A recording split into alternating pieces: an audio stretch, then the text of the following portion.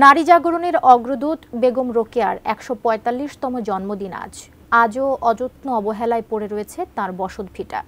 বন্ধ রোকেয়া স্মৃতিকেন্দ্র। রংপুরে বেগম রোকেয়ার নামে বিশ্ববিদ্যালয় থাকলেও সেখানেও অবহেলিত নারীদের শিক্ষা।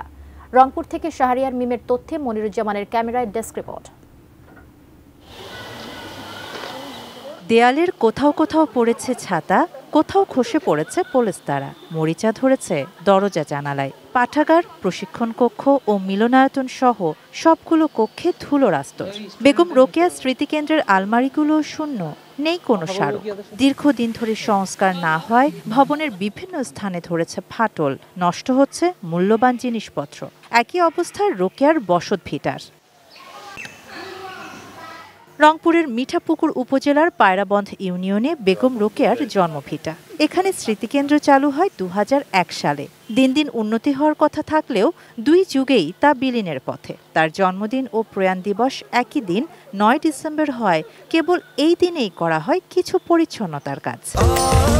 স্বাস্থ্যকর অল টাইম ফ্যামিলি কেক, সব সময় অল টাইম হেলদি লাইফ। তারই জন্মস্থান এভাবে অবহেলিত পড়ে থাকবে, সেটা তো কাম্য নয়।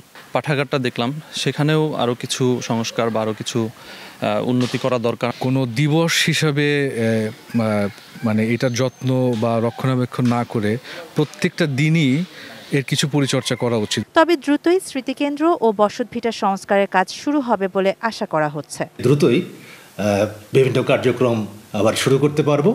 আমরা গবেষণা কার্যক্রমটি শুরু করবার জন্য আমরা ঢাকাতে কথা বলেছি।